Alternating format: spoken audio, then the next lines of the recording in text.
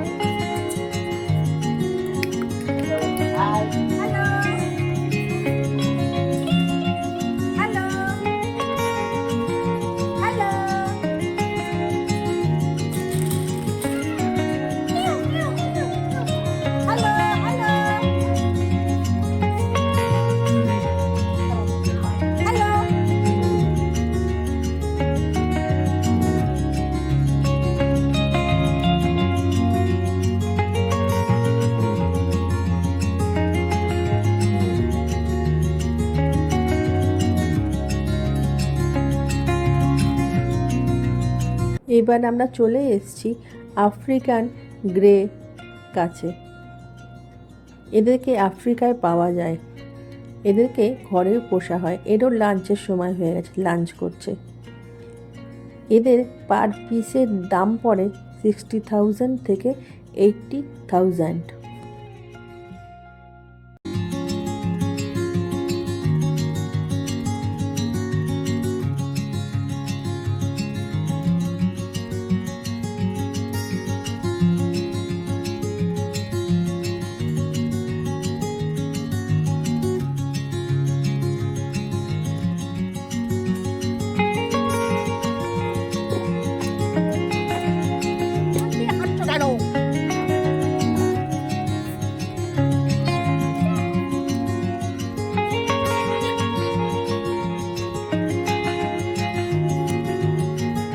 এখন যে জোনটায় এসছি সেখানেতে কিছু গিনিপিগ রয়েছে এবং সেগুলো সঙ্গে আবার খরগোশও রয়েছে।